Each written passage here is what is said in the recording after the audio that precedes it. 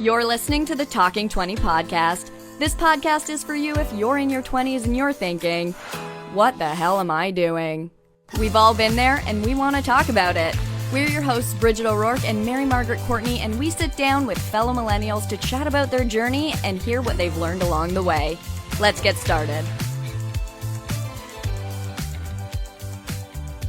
Welcome back to another episode of the Talking 20 podcast. Today we are joined by Jeremy Morganty. Did I say that right, Jeremy? Morganty, or at Jazz Hands Jeremy, as he's known on Instagram.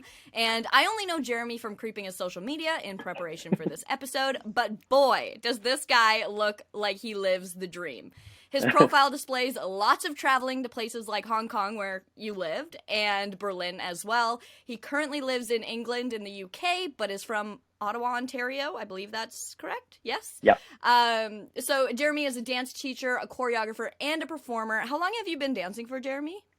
I started when I was 9, so math is not my strength. 18 years? A whole lot. A long time. A whole lot of 18. A whole lot of Wow. years. Almost, A whole lot of years.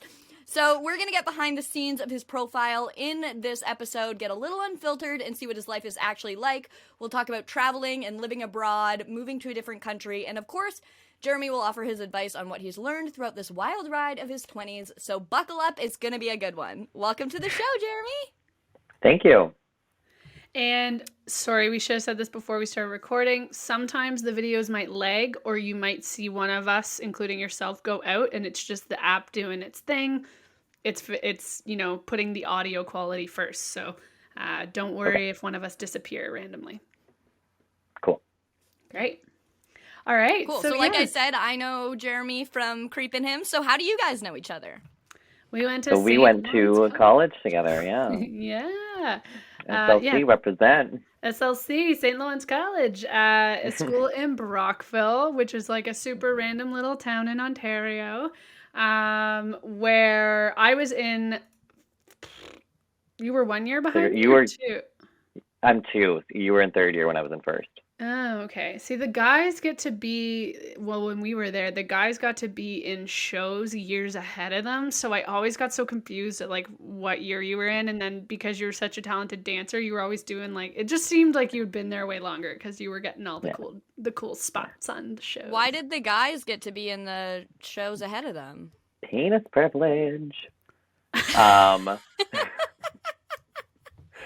Because there's not enough spots. They needed more like tappers. So they pulled up. I think there were 5 of us. They pulled up from 1st year to be in 42nd Street because they needed more male tappers. Yeah, because there's so many females in it, right? And so like the first show we did was Grease, and they didn't have enough dudes to play it, so they got to go to the younger years and pull them up. And then the year would you they did not it, have females playing males? not in that circumstance, no. Okay. Just curious. That's a whole other conversation. Suspension of disbelief to the maximum. No, but there's like shows where you intentionally put you put the opposite sex in the role. Like Peter Pan's usually plays by a woman. The mother of Tracy Turnblad in Hairspray is always played by a male, and it's just like historically how the show's been done. But I just don't think that they were looking to, have that. And then also when we did 42nd Street, they also just needed strong tap dancers. Like some of us were there were some people that were good enough that got tap shoes. Then there were the people who were next to that, which was me. You only got taps on the front of your shoe, not the back. And then there were the other people who got no taps on their shoes, and it was because you're making it sound terrible. So if you sounded really bad, like you can't fake it when you're tap dancing. You can fake it like in other ways of dancing. Dance teacher Jeremy can talk about this, but like there's ways to make people look like they're doing things fancier than they are, but like you can't fake the sound of metal hitting the ground. Yeah. You can fake the look of it, but you can't fake the sound of it. Right, Okay. exactly. Yeah. So I always found it funny that I was in the middle, that I got taps on my soles, but not on my I forgot heels. they did that. Yeah, I was like, you're halfway there. Keep trying. You're almost there. You're like tier 2. Yeah. You gotta stay on your toes like the whole time. It's Do you hard. actually? Oh Mhm. yeah, I know nothing about because you have dance. sounds, because your tap shoes, you have the metal on the ball of your foot and on your heel, so the heels make sounds. So if you put your heels down, you're adding extra sounds that shouldn't be there unless they're Whoa. Yeah. So supposed you to be. only Yeah, use your heel like as an instrument. exactly. Your whole foot Interesting. is an instrument. Yeah, Yeah. learning how to walk Wow. in tap shoes without making a sound is an Oh art within God, yeah. itself. That's like a full lesson for my classes. I'm like, okay, let's Wow. take the next half hour and teach you how to walk without making sound. Now run without making sound. Yeah. And That's then so You have a cool. quick change. I remember going somewhere and we saw 42nd Street being done. And I came back to school and I asked someone who dances, and I was like, how do they get it so perfect every night though? Like, that boggles my mind that they're like, oh, it's pre-recorded. Did you know that, Oh. Jeremy? You're shaking your No, I head. didn't That's know not. that. Yeah, which Oh, maybe they did cheaters. for a while or don't do anymore. I don't know if that's like a industry secret, but I was like, oh, so they record like all the awesome people just kill it. Like, you got to get one really good recording, and then everyone else, it's like, okay, now we just fake it for the rest of the show. Because I was like, how do you not make sounds with your tap shoes every single night? That's insane. Yeah. Wow. It's your job, I That's cool. guess. So, Jeremy, did you always want to go to school for musical theater, or was that like a No, last it minute was actually, it was decision? pretty late actually. Like I didn't decide till I was 17, like in my graduating year. Oh, really? Just Okay. because like growing up, I was really good at math, sciences, so like that was kind of my path. I was like, oh, I didn't really want to be, but I'm gonna be a doctor. I'm gonna be an engineer or something that like makes good money. Um, and then it wasn't till it was like my theater teacher in high school, the thing that he said to me that still kind of resonates with me. It was like, he was like, if you don't get a math problem, like, what do you do? And I was like, well, I'll get mad and give up. He's like, and if you don't get like a dance step, what do you do? I was like, I go into the studio and work on it. He's like, there you go. I was like, oh, Wow. there's passion. Okay. Wow. Okay. Yeah. So it wasn't until like January, February of my graduating year that I was like, no, I want to dance. Wow. So why Wow. musical theater and Yeah. not just dance? I just found it was more up my alley and just like more like I never connected with just like the people I grew up dancing with. I found it harder to connect with than the people that I was like doing theater with. It's just a different environment. Yeah, dance is crazy. Like, Yeah. I'm not like, you're in it, so, but I find like having friends who were dancers from college, and I would hear about the dancing environment growing up, and I was the kid who grew up in the theater environment where dance came third of the three Right. disciplines. And holy mackerel, like, I respect now the work ethic and the technique and like the precision, but to be in that environment from such a young age, and then there's got to be some like money standards there, like, the people can Yeah. afford the nice uniforms and can't, or comfortable, whatever. I don't know it super well, but yeah, it was crazy. And that was one of my big questions, was like, a lot of people, usually when you're like headstrong in dance, that's all you ever want to do, and you're like very one-way track on that thing. So that's cool. Yeah. Yeah. So let's talk about that journey after school then. You go to school for 3 years. Mm-hmm. What did you do after school? Did you go straight to Hong Kong? So no, I moved out to a tiny little town in BC, Golden, BC, town of 4,000 people. So Courtney Green, who was the year above me, her mom owns a few dance studios in the area. So Courtney graduated the year before me. She was in Golden and was managing the Golden location. And then when I graduated, literally the day after I graduated, she's like, oh, come teach for us. And I'm like, sure, why not? I'm not doing anything. Let's go over and Wow. teach. Oh my God. And then lived there for a year and was teaching, baristing, serving, living my best artist life. And then I reconnected with Mr. and Mrs. Foley, who are the heads of the ADAPT syllabus, that's the one I grew up with. They did my exams growing up, so they've known me since I was really little. They were Jan's teacher, like our program coordinator at SLC. Like they taught her. Oh, wow. Did my exam, so like they are huge in like the Canadian dance industry. So they came and did my students' exams, and I was like, oh my God, the Foley's are coming. Oh my God. I was so nervous, and they walked in. I walked in day one for exams, and they were like, "Oh my God, Jeremy Leeming DanceWorks, how are you?" I was like, "Oh my gosh, you remember who I am?" And That's then so cool. So how did yeah, you it was start just the like thing? How did you have like? Did you set that up to bring them out there, or it was just a no, it's just coincidence? their. It was just coincidence. Like that's just one of the studios that they go to every year. That yeah. Cool. Wow. It's like Don't a you weird. love those little things that just like happen in life that you're like, Yeah. well, that was weird and cool. Yeah, and Yeah. it's like a weird Fun. like for me when I have those relationships of like people I looked up to as a kid or I always wanted their approval or yeah, like Mm, you go off to a program and in your head you're like, "Oh, like okay, I'm done with those people, may never see them again." But then to have them like show up in your life and you get to be the adult and like show them yeah. the success or show them where you're at and you feel like you get that like seal of approval from them. It's like a weird closure moment from your childhood. Oh my God, yeah. And especially because, like, I mean, I didn't do too well doing, like, in my exams growing up. It was always like I would kind of scrape by. So then to have them come by and be like, oh no, you're a really good teacher though, and like see my students, and I was like, oh my God, no, this I'm good at. This I'm really good at. Yeah. Just Which filled I the mean, when void. I'm because I also was, a good dancer, I promise. yeah, because I was 20, 21 at the time when that happened, and so I was still like a very new teacher. So it was just like so like gratifying having that moment of them being like, yeah, okay. So yeah, so then I had a chat with them after like they were on like a lunch break, so we were chatting, and Mrs. Foley was like, okay, what's next for Jeremy? Like, where are you staying in Golden? I was like, absolutely not. It's a teeny tiny little town. Um, I was like, nah, maybe I'll move back to Ottawa, maybe move to Toronto, see if I can get the performance work in. And they're like, okay, we'll come to our teacher's course over the summer. It's in Toronto in July for a week. I'm like, sure, why not? I'm not doing anything. They're like, you can get so to get my like teacher certification. So showed up day one to that.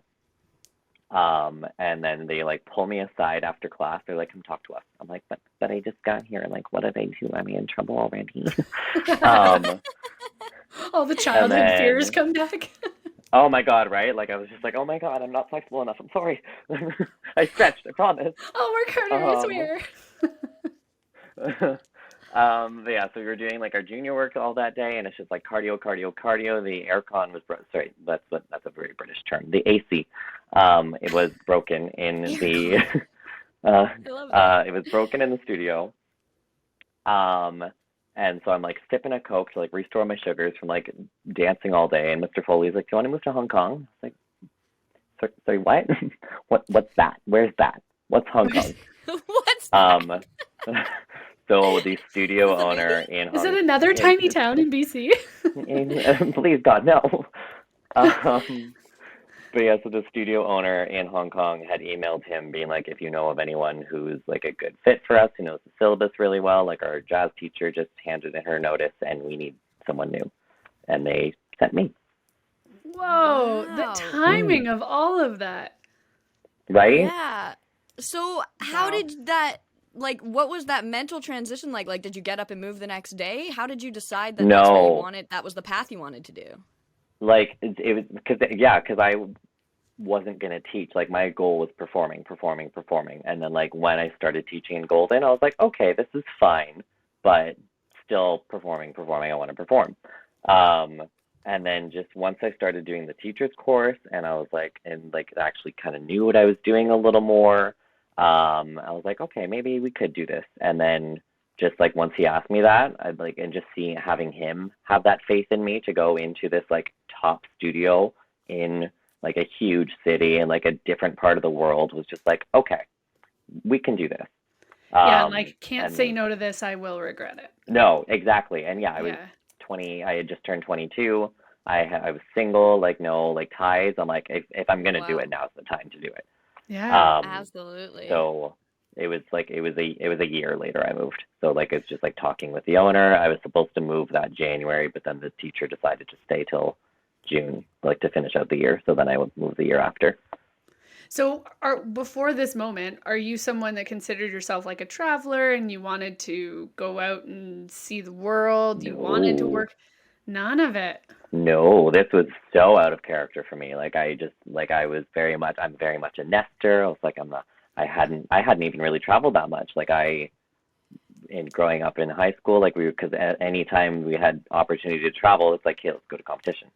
So Yeah. we were always in Toronto or Montreal or flying down to Florida to compete. So like I had only ever seen Canada and the US. That was it. Crazy to go to Hong Kong. Wow. Hong Kong, yeah. Yeah, where like the culture's going to be different, the food's going to be different, which is what I've noticed which is why I'm so shocked. Like watching your social media, it's just seemed like you embrace the food, you embrace the people and the culture and the lifestyle. It seemed like it was a very intentional decision or like a bucket list thing. So the fact that it was the opposite is crazy. Yeah. The that's opportunity crazy. was there. I was like, why not? I was like, I'm here. Let's embrace it. Yeah. Was there culture shock? Like, what were some big things that you had to kind of learn and adapt to? Yeah. Well, I mean, like, because yes, culture shock, but I describe it as like sensory overload. Because like, so I was in Wan Chai, which is central Hong Kong, and then there's Admiralty, and then Wan Chai is the next neighborhood over. So it's like it's almost downtown Hong Kong. And like no matter where you go in Hong Kong, it's busy. There's people everywhere. It's 7 million. The population is 7 million, and like 80% of that population is on the island, which is like the island is 6 kilometers across. So it's just jam packed in there. So anytime you went outside, you're bumping into people. There's different smells from all the food stands. We discovered that the smell of durian is disgusting. Oh. And there was a durian shop. It's a fruit. It's a fruit. And when you cut it open, it's like an Asian fruit. When you cut it open, it literally smells like a fart. Ew. Why would anybody eat that? It doesn't taste much better. It tastes like farts. But they like it? Like people in Hong Kong who are from there? It's like a delicacy. Really? They love it. I'm like, that's how I feel about olives. Did you like go up to people on the street and be like, do you know that this smells like farts? But they must, like. So did a lot of people speak English when you went there? Yeah. Okay. So that was the nice thing, and like the very like kind of comforting thing was like because it's so international, there's such a huge expat community. Everyone speaks English to some degree. The only people who didn't, I found, were like the cab drivers, which that was fun getting around. Yeah, because you don't know where you are either. No. So I'm like trying to tell them where to go, but I only know the English version. So like I learned how to say like my address and like the studio address and like stop here in Cantonese. Wow. Cool. That's so cool. Wow. Yeah. So were you going for like a specific period of time, or was it like indefinitely? So we started on a year contract. She wanted 2 years originally. I was just like, nope, give me a year. I don't know if I hate it. Like I want to be able. Yeah. Exactly. And then we just kept renewing it year to year. Wow. How long were you? 4 years? Yeah. You just loved it, eh? Yeah. No, it was amazing. Yeah, the city is amazing. Like the studio was like top notch. The students were just so dedicated, like such strong dancers. And I was teaching the entire syllabus, like from junior, pre-junior, like the little babies, all the way up to like we had literally the entire syllabus. We were the first ones to have the highest level in the syllabus in Asia. Oh, no big deal. Yeah. Wow. So, you don't have to answer this specifically, but is teaching, like being a dance teacher, pay well enough that you were like, hey, I've got a full-time job, I'm on the move? Or like when you're younger, you like, this is an incredible job and like more money than most people are making? Like where are you sitting on the... So in most countries, no, it's definitely below average. Okay. But Hong Kong, like it's super inflated there. Like it is the most expensive city in the world to live in, and the salaries match that. So in Hong Kong standards, I wasn't making that much. But then when I talked to like dance teachers in Canada, I was like, oh, I'm making double what you're making. Ooh, wow. Okay. So it was like an opportunity that was going to pay you well, give you a cool experience, and you didn't have to commit for longer than a year. Yeah. How does this happen to somebody? Yeah, give me that. I'm just that good. It's true. It's true. That's amazing. That's awesome. So is the like style of dance different there? Did you have to adapt to a different style of teaching or anything like that? No, I mean, that was the beautiful thing is that like, because, so my syllabus is actually, it's called Adapt. So because they followed that syllabus, that's why they wanted to bring someone over from Canada, is that we know the syllabus. So that was actually like, especially my first few weeks when I first moved there, and we're having the sensory overload, like we're just panicked all the time. Like once I got into the studio, I was like, okay, you knew, exhale. Yeah. Like I know what I'm doing here. I know the style. Everyone's speaking English. So it was just like, that was my comfort zone. Is it considered like American jazz or like North American jazz? North American, yeah. Okay. Yeah, like, I mean, I find American jazz is a lot more like tricky, whereas the Adapt syllabus, I feel, focuses more on technique and then gets to the tricks later. Okay, but uses like the history of how jazz developed in North America rather than other places in the world. Okay. Yeah, that's super cool. That's really cool because you get to come and be like the expert at that culture and the expert at that field. It's like a very comforting thing. Yeah, that's fantastic. And it was really cool for the kids to have me too, because I was the first teacher that they had gone through my exams. So like I could like relate to them on that level, being like, no, when I did this, like this happened. Yeah. So sorry, I think you said, but like how old were the oldest kids that you taught again? So my oldest student was 18. Oh, wow. Okay. So they're getting into the like, you get that full experience where you're like with the little babies and then you're also like having a heart to heart with somebody who's actually going through what you recently went through. Yeah. And there was like a few of my seniors, like we just had like life chats, and there was one she graduated my second year teaching there. But just like we got super close, and like she was my assistant teacher, and we just like every class, like she was like, can we talk? I'm like, yeah, what's going on, sweetie? And just like, just kind of guided her through life. I find that variety I've taught just like some drama classes and I've done vocal lessons, but I loved the variety of age ranges because you got the older kids where it's like much more demanding. It's about technique. They want to grow. They want to work. The really good ones come back the next week and you're like, I got to get my shit together because like they're hammering this home. And then every once in a while, it's like nice to get that break. You get the like 5-year-old where you're like, okay, we're going to skip across the room. That's what we're doing today. Today we're going to be fairies. Today we're going to be fairies, yeah. You do anything with children. You're like, it's relevant. Oh my God, trust me. You're just a god in their eyes. Yeah. Well. Did you have any like go-to pieces of advice for the 18-year-olds in your group? I've just always been about like follow your heart, and like this girl, like, because she was going kind of through a similar journey as I was, because like when I decided, okay, I'm gonna dance, like I got a lot of pushback from my parents being like, no, but you're really good at science and there's no money in dance. And I was just very much like, no, this is my passion, this is my heart, I'm gonna follow my heart, and it worked out for me. So that's kind of just always been my thing, is that like trust your gut. Yeah, absolutely. So how did that conversation go with your parents then after, like, are you open to talking about that? Like after you said, no, this is what I want to do. Was it a simple conversation? Were they still pushy? How did that go? I mean, so like I'll start this by saying like they're super supportive now. And even like once I started going to school, like once I went to college, like they were fully on board. But there was definitely that like rough like few months where there was some bickering, there was some fighting that went on. Just a lot of and it came from a place of love. It was very much like, we're worried about what this career is for you versus that stable sciencey mathy job where you're going to be in an office and making good money. Whereas I chose the career that's not that. Yeah. So they were just worried about where I was headed and what was going to happen. Yeah. Yeah. Absolutely. And how did you I feel know like a lot of... Go ahead, Mary. We do that a lot.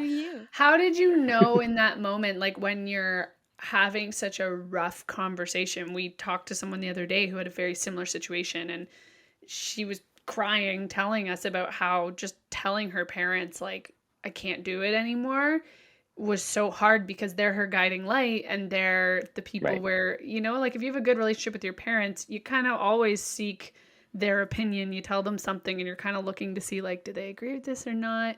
So in that moment, you're so young and you say like, no, like I've done the thinking, I've had my aha moment, and they don't agree with you. Is there part of you that like second guesses yourself and goes, am I making the right decision? Or were you just so headstrong, like, I know that this is right for me? No, there was definitely that voice in the back of my head, and it was probably my mom's voice saying, no, this isn't the right thing. But yeah, again, at the end of the day, I'm like, I have to trust my gut, and just again, what like my teacher said, that resonated with me. Like, this is my passion. So if I want to make it work, I'm going to make it work. Yeah. So millennial. Good for you. That's awesome. Yeah, so millennial. Speaking of millennial, you went and like took from Hong Kong to then London. What made you decide that you wanted to stay far away, and how did you end up choosing London? So another bit of a long-winded story. So by my third year in Hong Kong, I kind of knew, okay, I think we're settling down. It's time to leave. Because that was the year that like protests were really bad, and you could kind of feel the air of, you know, China moving in, and it was just like very much, it was not the same city I fell in love with. So the conversation happened with my boss, who she could kind of sense that. She had really good instincts, and she could kind of sense that, and she was like, so I'm trying to open a location in the UK. She's like, do you want to go? I was like, oh, well, yes, I do. That was perfect timing, because I was literally just about to send you my notice.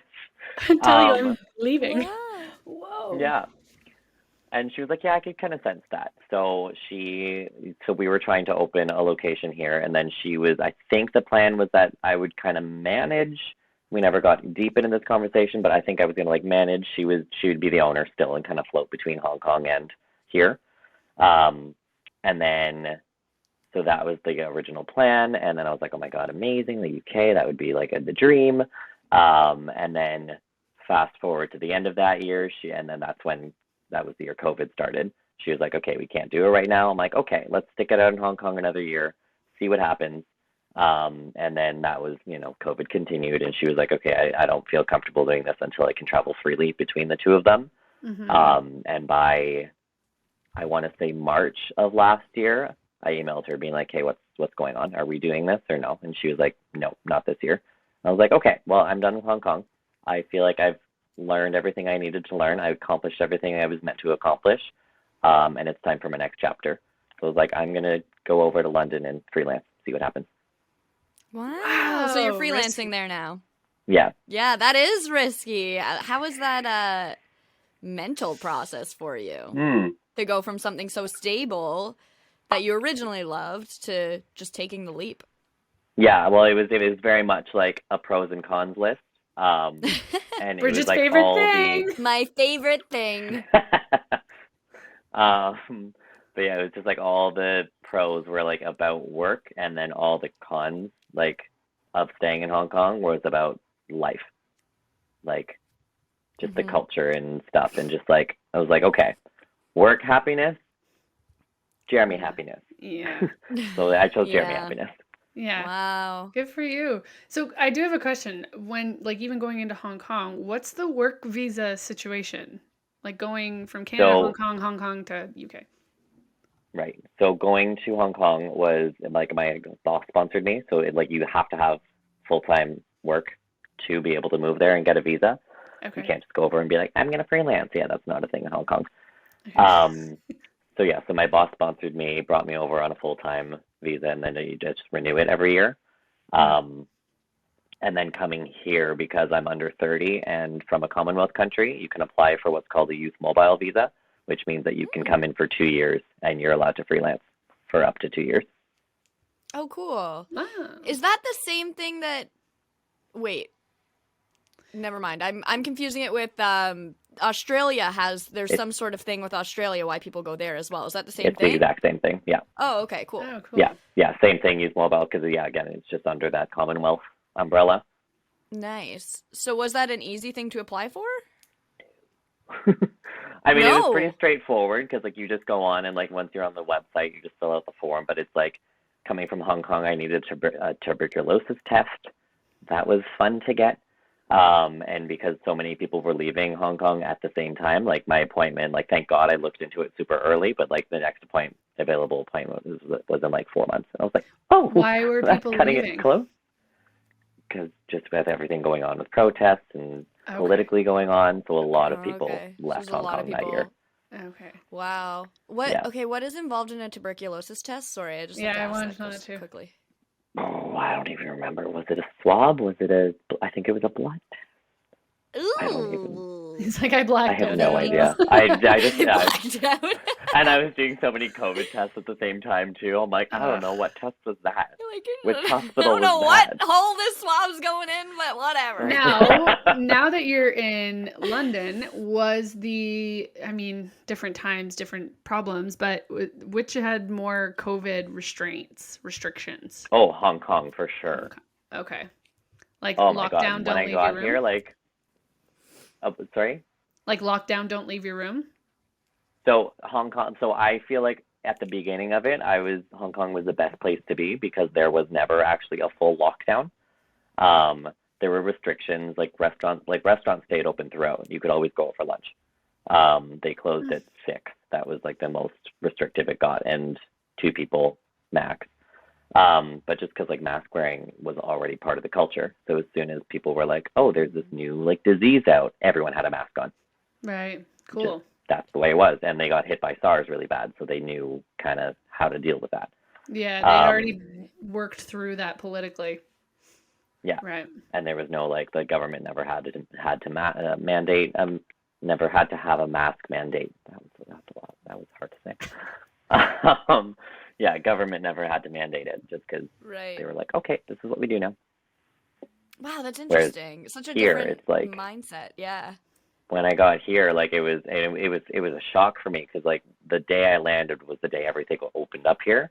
So like I landed, no one's wearing masks. Like there's no lockdown. Everyone's out, and even now, so like there were still like some restrictions. They were enforced. So that was a shock at first, and now like as of January, they've been like, hey, no more restrictions. The only restriction is you have to wear a mask on transport, and even that's not enforced. Yeah, that's crazy. Cry. Like I know everyone has their own opinions on this, but like I would die for that to happen because Ontario's got some crazy restrictions that it's not equivalent to what the rest of Canada is doing or whatever, wherever you want to compare it to. But yeah, thinking of that, I'm like, what's that like?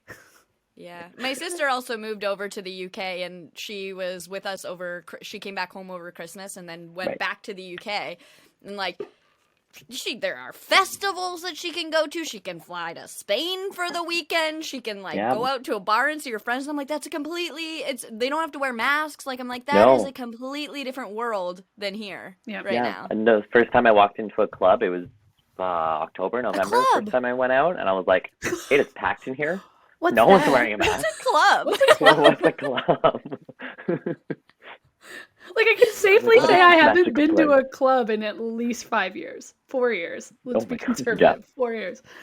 Like wow. Yeah. I don't even know what music they would play. No. Like it's so loud in here. Just a different Ed Sheeran song with an "ns" behind it. Exactly. Exactly. Oh boy, that's crazy. That's cool. Okay, sorry. So we didn't even get to the visas. So you got the Hong Kong visa. Oh, we did. No, we did. Yeah, we did. I'm an idiot. I thought we talked about that. I need more coffee. we just talked about that. I saw visas. Yeah, you saw. So I'm gonna move us along to this question that I have no idea about. It says, "Broken ankle. Tell us about it." Because Bridget, while your power was out, and Jeremy and I started talking, and I was like, "We can't start talking yet because we're waiting for the recording." I was like, "Oh yeah, his broken ankle was one of his biggest valleys in his 20s." And I was like, it's pretty relevant for a fucking dancer. So I put it in. But as I was talking to him, so I was just like, so yeah, sorry. Tell us about your broken ankle. Yeah, what happened there? That's huge. So that was my first year in Hong Kong. It was right after Christmas. It was the Tuesday it happened. So like I taught Monday. Tuesday I went in. I was going over choreo. Didn't warm up properly. or at all. Warm up, kids. Warm up. Kids. That was the piece of advice that you were giving to the 18-year-old. It wasn't. It wasn't to do your own thing. It was to warm up. Seriously. So I was going over choreo, and the story that I tell is that I was doing a turning switch Russian, which is like a crazy hard jump. What actually happened is I was doing a run a jambe, which is literally just a step. I was literally stepping. Rolled my ankle, being the klutz that I am. So that I snapped. I tore the ligament when I rolled it, and then when I fell, landed on top of it and fractured my fifth metatarsal, those are the bones that lead from your ankle to your toe. So the bone that leads from your ankle to your pinky toe, that's the one I fractured on my left foot. Ooh. Yeah. Sometimes I see that bone in my foot and I'm like, yeah, you're not gonna be there for long. You're too small. You're too small. Yeah, you're one, foot stump away from being in a cast. I have no idea where I'm going with that. Yeah, no, I can relate to that. You're 1 foot stump away from being in a cast. Just make sure you warm up and you'll be fine. Just warm up All before right. you go for your walks, okay? I rarely leave my chair that I work in, so I think I'm okay. You're fine. She's going to get up to go to the bathroom and fall over.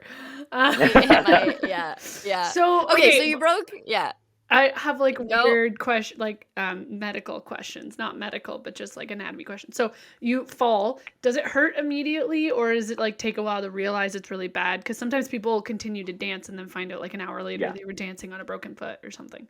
No, I knew instantly. Toes are like that, where you don't realize it's broken right away, but the metatarsal, I knew instantly as soon as I landed on it, because there were two really loud snaps. So I knew as soon as it happened. I was like, I just broke my foot. So how do you and continue dancing after that? You don't. And teaching, you don't. What did you do? Because that was your life. That was your livelihood. Yeah, I hobbled out and went to the desk and was like, I need to go to a hospital. And the ballet teacher came out. We're best friends. And she now realizes, and she has admitted that this is the worst advice she has ever given me. She was like, no, you can't go to the hospital now. It's too swollen. They're not going to do anything. And I was like, okay. So went back into the studio, sat on a chair, covered my ankle because I didn't know what state it was going to be in, and I didn't want to freak out my little 9-year-old. So taught my first class from a chair and let them go, pulled off the towel, and my ankle was a tree trunk. It was literally the size of my head. Hobbled out again, being like, I need to go to the hospital. And Sarah was there again. She's it's still not time. You're fine. Yeah. They're not going to do anything. I was like, okay. Why are you listening to these people? Because she is so knowledgeable, and I very much looked up to her, and I still do, as a teacher and as a mentor, and so we just got super close. So it was she could literally tell me that I need to go shit in a sink somewhere, and I would. Trust me, it'll help with your ankle. Yeah, I'm like, okay, cool. What and you need right now to poop in a sink. Okay, whatever you say, Sarah. Thank you. Hobbles over to the bathroom. Okay, so you teach your next class. I teach my next 4 classes in the chair, the entire night, and then so my last class was my seniors, and I was we had crutches at the studio, so I'm crutching my way out the door, and one of the dads who was picking up his daughter was like, "Do you want to ride home? You need to go to the hospital." Yes, please. And then he was like, Do you want to go to the hospital? I was like, yes, please. He was like, which hospital do you go to? I'm like, I've been here for 4 months. I don't know. You're so nice. If it were me, I'd be like, yes, I need to go to the fucking hospital. No, my student I wouldn't be, yes, please. Yes, please. Yeah. So you go to the hospital. Yeah, I went to the hospital. They admitted me right away. I needed to have surgery on it. So the bone was displaced. So the bone, and there was a teeny tiny little piece that was fully off. It wasn't still attached. So he was like, I can't deal with it. Yeah. No, and as he's telling, I still have the recording on my phone because I was like, I want to record this conversation so that, because I'm not fully mentally here right now. so I can go back and if he gives Smart. me advice. But like I was sobbing as he was telling me that because my brain meant to immediately, you'll never dance again. Yeah. And I was Oh, like, that yeah. is my biggest fear, is being told I can never dance again. So what was the recovery time? So with the surgery, he was like, you're gonna need the surgery if you want to, dance.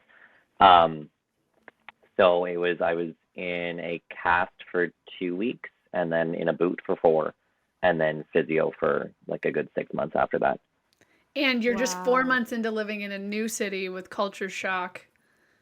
And your Hoy. job is to dance. Yeah.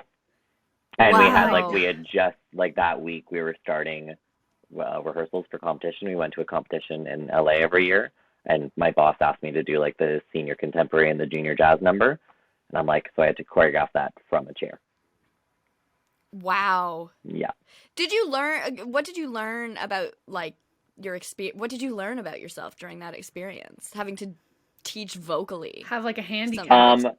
Yeah. It was very much a challenge for me because like I'm very much a hands-on teacher, and I will go up and fix them and yank their leg higher and do what needs to be done.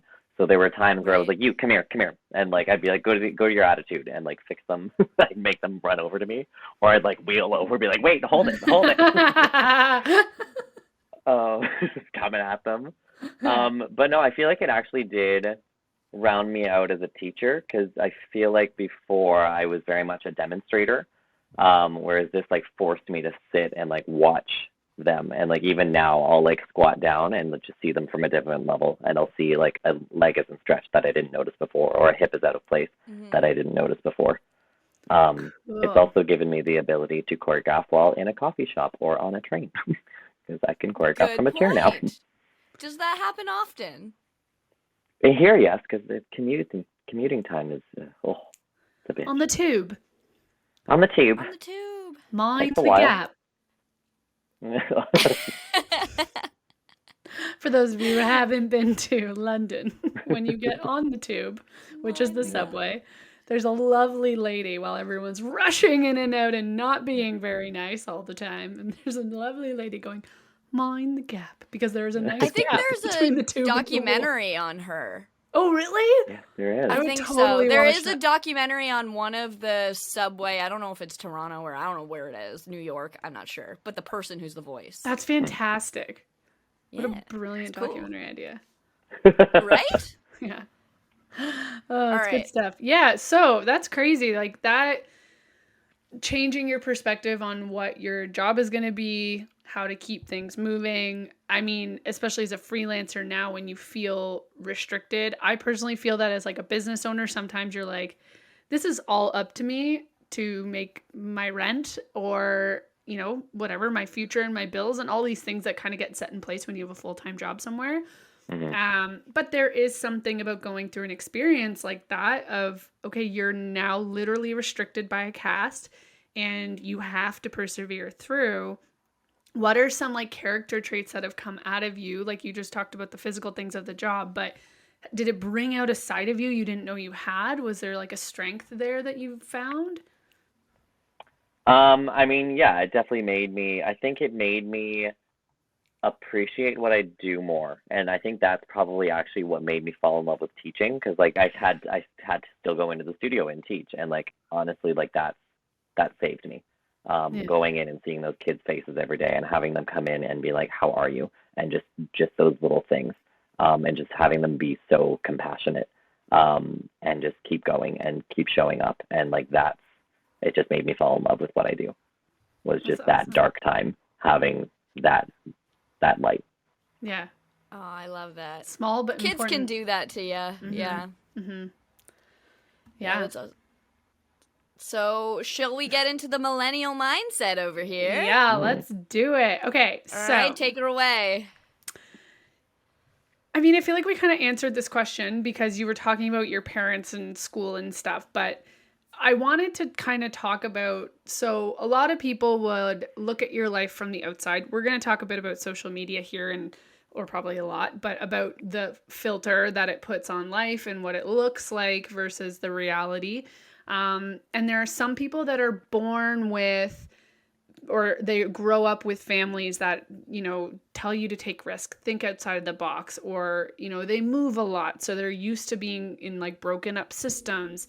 And then there are people that, you know, they're born into like, no, you need to like go and do the steps in the order and get the job and have the da-da-da and keep it from being too dangerous. Things like being in the arts and like what the fears that you said your parents had. So yeah, for you, like what, I don't even know what my questions here. There's so many things I want to ask, but because originally my question was like, were you raised to think outside the box and be a risk taker? Oh my God. I'm like falling over verbally. Word vomit from Mary. What did you just get out of what I said? Do you have anything to say, or do you want me to find another question? No, I think I got you. I think I got you. Thank you.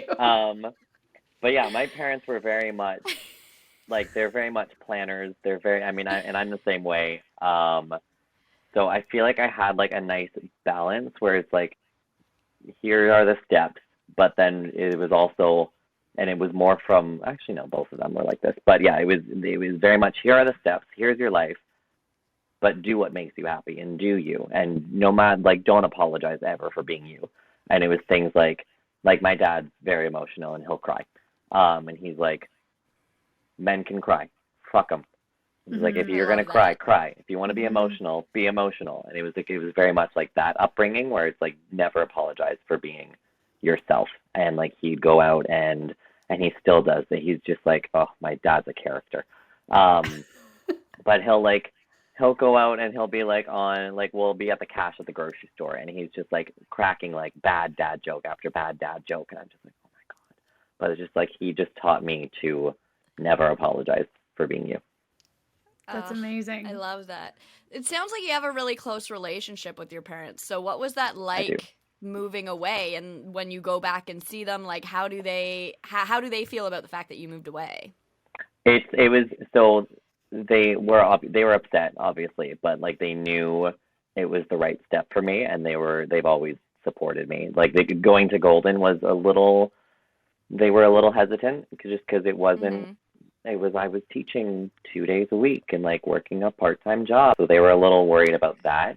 But then, yeah, again, they were just like, they knew that's what was meant to be. So, and just like doing it in this age, like it's so easy to be in touch with them and to FaceTime them and call them and be texting every day. Whereas if I had done it even 10 years ago, like it would have been so much harder. Yeah. And how do you find when you like come back home? Is it hard to go back? Because I know, like I said, with my sister going to the UK, being in the UK and everything, whenever she comes back, she wants to go back to the UK, and when she's back there, she's settled, but it's a really hard transition for her. Yeah. I mean, yeah. Like it especially as like, so Lindsay, my best friend that we met in college together, he just turned 4, a 4-year-old son. So, and like, she's my family as well as, you know, my actual family. So like once she became pregnant, I feel like that's kind of when it started getting harder to come back. Just because I have that in my life now. And then my brother just she's 1.5 years old, but like my niece, and it's just like having those extra things as well as like my parents and all that stuff. I'm like, oh, it's getting harder to keep leaving. Yeah. But it just makes me value my time with them so much more. Will you move back eventually? Is that the goal? I don't think so. I mean, we'll see what happens. We'll have to see once my visa's up and see if I get a sponsor or a nice British husband. Nice. I hope that. Yeah, if you could find me one while you're looking, that'd be wonderful. Yeah. Let me find myself one first, and then I'll work on you. Maybe he has like a brother or best friend. Just hit me up. I'll make sure to ask. Yeah. Thank you. That's amazing. A nice cousin. It's crazy cool that you moved to the UK and you became a freelancer. How has that journey been so far? It was definitely a roller coaster, especially. So it was tough, especially coming off of a nice cushy Hong Kong salary to then be working. When I first moved here, like I didn't work. I worked 1 day in July. I worked 2 days in August, and I was like, oh, that's a scary number to see as my income this month. Yeah. So that was terrifying. And then I think that just kind of lit a fire under my ass, and I literally just like, I was on 5 different job posting sites, and just every time I saw something that I was kind of suitable for, just fired out a CV and fired out a cover letter, and I ended up almost filling a week. Like I was teaching 18 hours a week and like a full-time teacher is usually like 20 to 25-ish. So I'm like, Nice. okay, we managed to scrape some good things together. And then I ended up started working at a coffee shop in like Clapham area, which is southwest London. Cool. And then while I was home over Christmas, I was still kind of I was firing out CVs and keeping an eye on the job posts. A head of dance job popped up, and I was like, I don't know if I'm qualified for that, but let's try. And she booked it. No way. Yeah. So that's Yeah, new. Yeah. And it's a full-time position. So it's at Incredible. CTA Performing Arts in Chiswick, which is West London. So yeah, we're starting to phase me in now because I have to give like notice with all my other studios. So yeah, so we're phasing me in, and then I go full time after Easter holiday. That's awesome. So are you That's starting? amazing. This was my next set of question. Are you starting to build a community based off of work, or do you have other people there that you know? So when I first moved here, I had 4 or 5 friends from Ottawa and Canada who I knew lived here. So we kind of met up with them, and like there was one girl that we worked together, our first job together in high school. We were cashiers together at Farm Boy. I love Farm That's so Boy. It's a fun. Oh boy man, I could day. talk about it all day. Wait, which farm I boy? won't, Which though. farm boy? What street was The it one in What do you mean, Orleans, which 10th line. Oh, Farm Boy, okay. 10th line, Jeremy speaking. How can I help you? I love it. That stuff never leaves That's our me. intro quote for this episode. What? That's amazing. So Doesn't yeah, make this is the reason I was asking that is because I think a lot of millennials, especially young people, and COVID's fucked up everything, but we grow up hearing there's a way to get a job, go to school, get a job, live the life. Then, millennials started to push back on that structure and that system.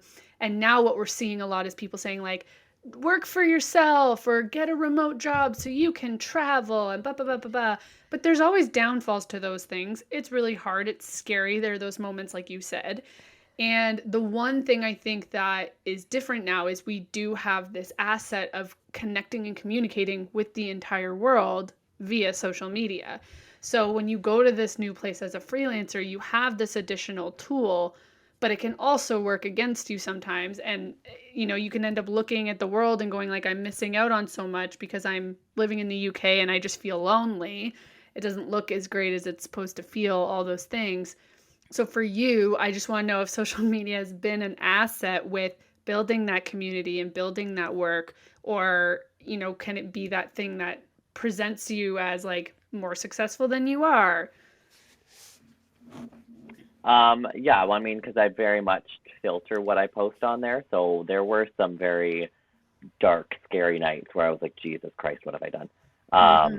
And obviously, I'm not going to, not obviously, but I didn't post about that kind of stuff because that's a personal journey. So my Instagram did make it look like I was living the life. And there were times when especially in the first few months, like before I started at the coffee shop, there were times where I was just so depressed, but then I'd post being like, oh my God, I just went to Hyde Park. This is so great, like crying in the corner. And part of you is like, why am I posting this? Maybe it'll make me feel better. Yeah, maybe. It never did. Yeah. But then there's the flip side of it where like I got some work from Instagram. I was teaching at King's College for a little bit, like doing their dance society. They found me on Instagram. There was another studio that hunted me down on Instagram. I have a friend who's a photographer here, and she found me through Instagram. She messaged me out of the blue one day and was like, I need dancers. I'm like, okay, cool, great. I was going to ask about all those professional photos on your Instagram. Are you a side gig model? No, Part of your I wish. freelancing? No, just for fun. I mean, For fun. They're so cool. Like some of your photos, like everyone goes and gets the professional photos done, but yours are like clearly artistically created. Like you're in these cool locations doing crazy jumps. The Russian backflip side thingy. What was the thing you told people? Floopity floop. The turning switch Russian, yeah. Yeah, like it's cool shit like that. It's super cool. I thought that too. I was like, you've got to be getting paid to do this. No. Yeah. No, well, I mean, it looks like very professional and very cool. I mean, it is I am professional, working but... with like professional photographers. So the ones in Ottawa, like the Canadian ones, that's my brother's best friend. He's an amazing photographer. So after my brother's wedding in 2019, I was like, let's do a photo shoot. And we did. And every time I go home, I do a photo shoot with him. Cool. And then one of my coworkers in Hong Kong was also a photographer. And like that was really fun because she's also a dancer. So she could like come up with poses or be like, cool, oh, make sure you like turn your eye. Like she could give me tips. Yeah. And then Sarah, the ballet teacher from Hong Kong, she lives in Berlin now. So she works with a photographer from the studio or with the studio. So that's the Berlin shot. And then I just got this one in London who reached out to me on Instagram. So we're going to move into our last question here. So what we ask on the podcast all the time is if you had any advice for your 20-year-old self or if you, or 20-year-olds today, what would it be? Ooh. Take every opportunity. Yeah. You are a good example of that. Yeah. Thank you. Yeah. Yeah. Trusting in it all too. Like you've just, even now you're like, we'll see where the future goes. And the fact that you just trust that there's like a door will open and I'm going to go through it. Yeah. Because that's all you can do. If you try and plan too far or try and plan, like the plan's not going to work. You got to adapt the plan. So I love that. See where life takes you. Very similar advice to Kathleen Gimetti when she came on, where she was like, you have a plan, but like you don't always have to stick to it. You don't have to stick to the plan. Yeah. Yeah, absolutely. Takes a lot of courage. Well, it does. It's courage, hard. Taking stupidity, risks is hard. Either or. Stupidity. They go hand in hand. However you want to phrase it. However you want to phrase it, yeah. It's amazing. Well, I love that. And Jeremy, it was such a pleasure to have you on the show today. If anybody wanted to get in contact with you or check out your super fancy dancy Instagram. Ooh, I think that's your new handle. Actually, no, I like what yours is. But if you want to plug yourself, that'd be great. Yes, you can find me at Jazz Hands Jeremy on Instagram. That's kind of the best way to find me. Amazing. Give me a little follow. Okay. Give it a little follow. I love it. Well, thank you again for coming on. This has been another episode of the Talking 20 podcast. Make sure to follow, rate, review, subscribe, all the things to us on your favorite digital streaming platform, and follow us on social media at Talking 20 Podcast. Thanks for listening, and we'll see you next week.